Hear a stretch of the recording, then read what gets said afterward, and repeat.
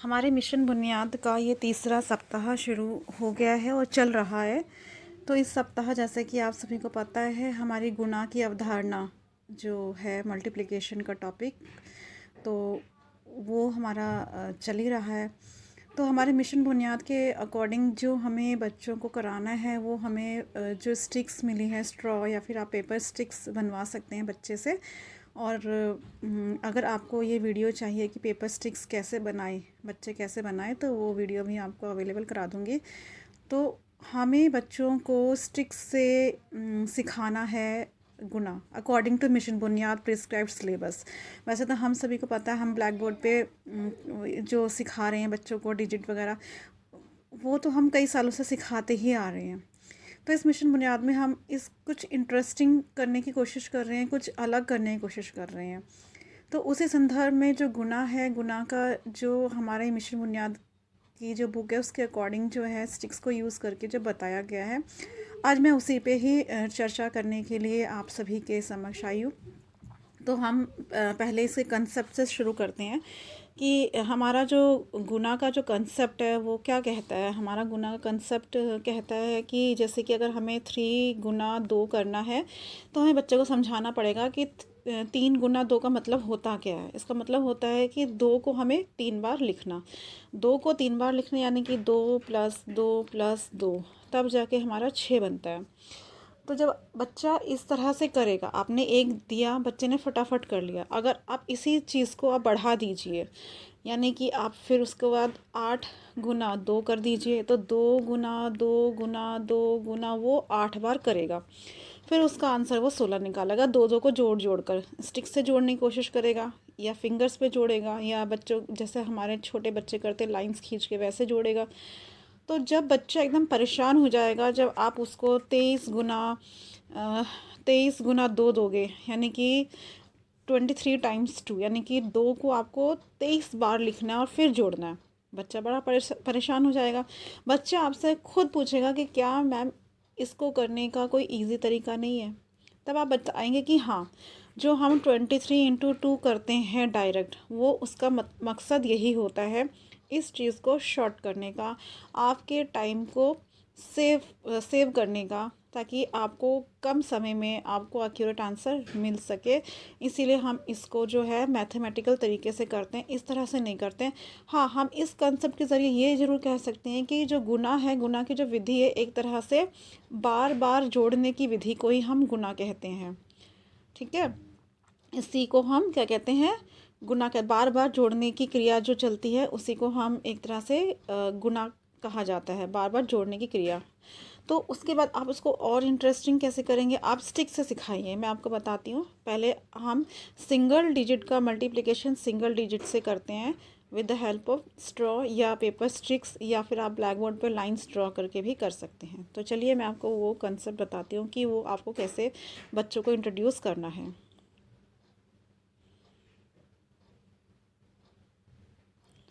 तो हम क्या करते हैं, हम पहले ले लेते हैं सिंगल टू सिंगल करते हैं।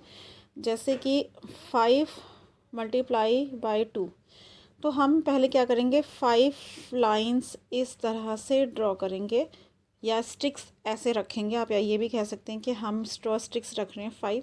उसके बाद हम ये 2 स्टिक्स से उसको काटेंगे। अब हमें इसके पॉइंट ऑफ इंटरसेक्शंस हमें ढूंढने हैं। तो जैसे ये है 1 2 3 4 5 6 7 8 9 10। तो इसका आंसर क्या आया, 10। अब बच्चा जब ये इस तरह से करेगा ना, अपने आप खुद इस चीज़ को फील करेंगे कि हाँ, बच्चा इंटरेस्ट ले रहा है, क्योंकि उनको ना पॉइंट्स गिनने में थोड़ा इंटरेस्ट आएगा, मज़ा आएगा। आप इस चीज़ को अपने क्लासरूम में एक बार अप्लाई करके ज़रूर देखिएगा। ठीक है, उसके बाद हम नेक्स्ट चलते हैं, डबल टू सिंगल मल्टीप्लिकेशन कैसे करते हैं। हमें इससे point of intersections he count करने हैं। तो अब देखिए, अब क्या करना है हमें, हम एक क्वेश्चन ले लेते हैं। अब की बार 23 × 4, डबल टू सिंगल चल रहे हैं हम मल्टीप्लाई में। अब इस केस में क्या करेंगे, 23 का मतलब इस तरह से 2 और 3 नीचे और 4 इस तरह से। ठीक है। अब इसके हम क्या करते हैं, पॉइंट ऑफ इंटरसेक्शन ढूंढ लेते हैं कौन कौन से। देखो 1 2 3 4 5 6 7 8, ठीक है, यहाँ पर 8 है। 1 2 3 4 5 6 7 8 9 10 11 12, यहाँ पर 12 है। तो 2 हम यहाँ रखेंगे और 1 यहाँ कैरी। 8 + 1 9, तो कितना हो गया 92। आप इसको चेक करके बच्चे को दिखा सकते हैं कि 23 × 4 कितना होगा। देखिए 4 3 = 12, 4 2 = 8, 92, ठीक है। इस तरह से आप चेक करके बता सकते हैं। अब ये हमें क्या करना है कि यहाँ पर ये जो है हमारा जो कैरी गया यहाँ पे 1 क्यों गया, क्योंकि ये जो होता है ना, ये वाला जो प्लेस है वो हमारा वंस प्लेस कहलाता है। तो according to rule ones place पे तो हम एक सिंगल डिजिट ही रख सकते हैं, वंस मीन्स सिंगल। तो हम यहाँ पर जैसे 12 आया तो हम क्या करते हैं, हम बंडल से कैसे सिखाते थे कि जब हमारा 10 स्टिक्स का एक बंडल बनता है वो 10th प्लेस पे चला जाता है, पूरा एक कंप्लीट बंडल 10th प्लेस पे चला जाता है। सेम हमें वही कंसेप्ट यहाँ पे हमने अप्लाई किया है कि जब हमने सब काउंट किया तो ये 12 आया और 1 यहाँ पर कैरी चला गया है। उसके बाद यहाँ पे ये 10th की प्लेस है, इसीलिए हमने यहाँ पे पॉइंट ऑफ इंटरसेक्शन काउंट करके और 1 जो हमारा एक बंडल यहाँ भी बचा हुआ था उसको ऐड कर दिया और 92 आया है। राइट। आई होप कि आपको ये कंसेप्ट थोड़ा क्लियर हो रहा होगा। एक क्वेश्चन और मैं आपको बताती हूँ, थोड़ा और क्लियर हो जाएगा।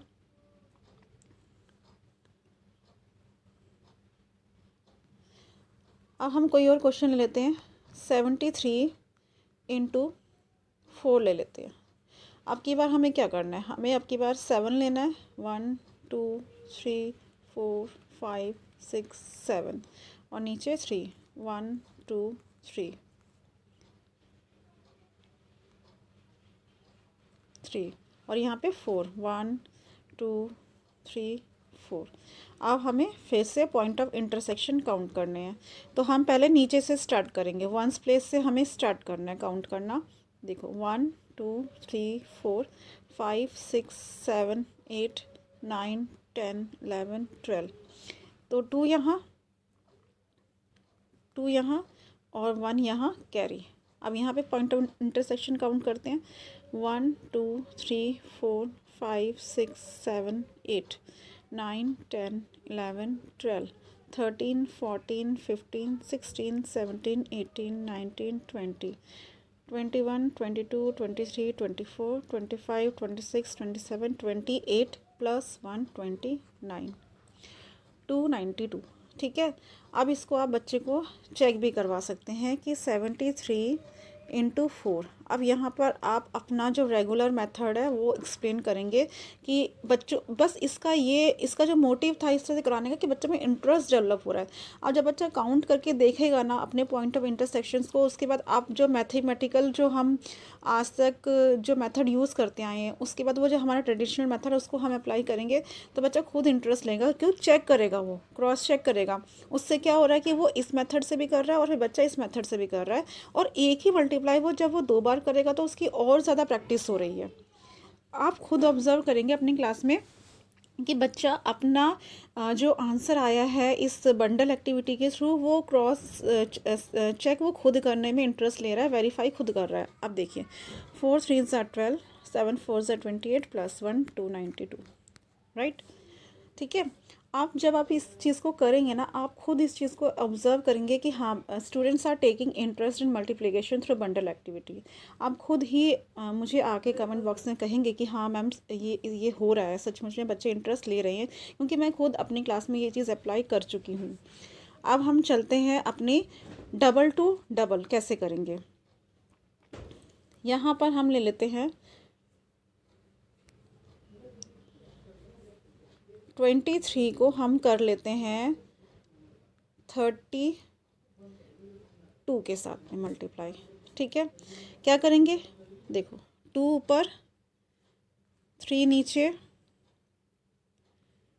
3 नीचे और 3 यहाँ, 1 2 3 और थोड़ा सा गैप छोड़ के और ये 2, ठीक है। इस तरह से। अब इस केस में हम थोड़ा सा डिफरेंट करेंगे। क्या करेंगे डिफरेंट? हम इसको डायगनली कैलकुलेट करते हैं। ये एक डायगनल है, ठीक है, यहाँ पर ये, और एक ये, इतना सा डिफरेंस है इसमें, इसको ध्यान रखिएगा।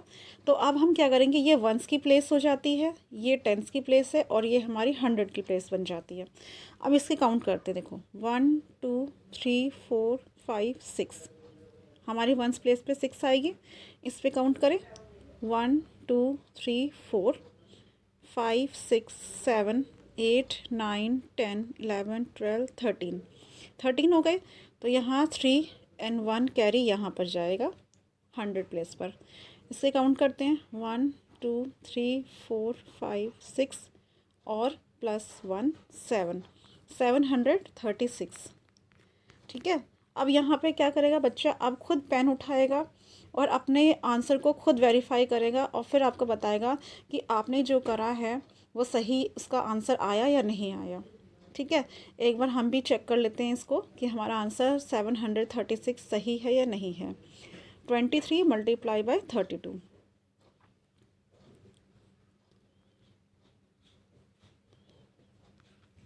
23 मल्टीप्लाई बाय 32, ये हमने करा था। 2 3 is 6, 2 2 is 4, 3 3 is 9, 3 2 is 6, 6 13 736, ठीक है, वेरीफाई हो गया ये हमारा। तो जब आप इस तरह के मेथड से आप बंडल एक्टिविटी से मल्टीप्लाई कराएंगे बच्चे को, तो बच्चा अपने आप इंटरेस्ट लेगा। क्यों लेगा, उसका मैं आपको लॉजिक बताती हूँ कि वो क्या करेगा कि जब वो बंडल से या लाइंस खींच के जब करेगा ना, तो उसके अंदर खुद ही ये क्यूरियोसिटी जागेगी कि मैं चेक करूं कि क्या मेरा आंसर सही है। इस तरह से जब काउंट करने पर निकला है, तो उससे क्या होगा, एक ही क्वेश्चन को डबल बार कर रहा है। एक बार बंटल के थ्रू या लाइंस ड्रॉ करके कर रहा है, और एक बार वो खुद सॉल्व कर रहा है, जो हमारा ट्रेडिशनल मेथड है उससे सॉल्व कर रहा है। दोनों ही मेथड से उसको करना आ जाएगा और ख़ुद वो इंटरेस्ट लेगा। तो आप एक बार ज़रूर करवा के देखना इस तरह से कि बच्चा इंटरेस्ट ले रहा है या नहीं ले रहा। आप ऑब्ज़र्व करेंगे इस चीज़ को कि हाँ, वाकई में बच्चा मल्टीप्लिकेशन के लिए भी बहुत ज़्यादा इंटरेस्टेड उसके अंदर डेवलप हो रहा है, ठीक है। तो ये आज का बस यही था सेशन इसमें कि किस तरह से बच्चों को एक्टिविटीज़ कराई जाए, जो है हमारा बंडल स्टिक्स से या बंडल एक्टिविटी के अंतर्गत ये चीज़ आती है। तो हमने जो है मैंने यूजली मैं यूज़ करती हूँ अपनी क्लासरूम में, मैं पेपर स्टिक्स ही यूज़ करती हूँ। तो बहुत सारे वीडियोस आपको अवेलेबल हो जाएंगे how to make paper sticks, बहुत ज़्यादा। तो मैंने तो अपनी क्लास में बच्चों से पेपर स्टिक्स ही बनवाई हैं न्यूज़पेपर वगैरह से, तो वो इको फ्रेंडली भी होते हैं। और वैसे भी हमारे मिशन बुनियाद के अकॉर्डिंग हमें वैसे भी जो स्ट्रॉज़ है प्लास्टिक के होते हैं, तो वो मना भी किया गया है कि हम अपने क्लासरूम में नहीं यूज़ कर सकते। तो so it is better to tell your students to prepare paper sticks, ठीक है। आप कहेंगे ना वो बना भी लेंगे, क्योंकि बच्चे इस वक्त मिशन बुनियाद की एक्टिविटीज़ में इतना बढ़ चढ़ के हिस्सा ले रहे हैं ना कि आप जो भी कहेंगे टीएलएम बनाने के लिए, आप उनको आप थोड़ा सा आइडिया बस दे दो कि इस तरह से बनेगा। आप खुद देखिए बच्चे बढ़ चढ़ के अब की बार इतना ज़्यादा पार्टिसिपेट कर रहे हैं एक्टिविटीज़ में, टीएलएम में, बहुत ज़्यादा। तो आप खुद भी देखेंगे, आप बनवाइए, खूब बनवाइए। बच्चे इंटरेस्ट भी ले रहे हैं और पढ़ भी रहे हैं और कर भी रहे हैं, क्लासरूम में बहुत इंजॉय कर रहे हैं। तो बस ये था, बस आज के सेशन में यही सब चीज़ें थी। आई होप कि आपको ये सब चीज़ें अच्छी लगी होंगी।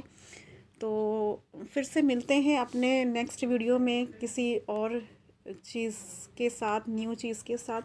Till then, goodbye and thank you for watching my video.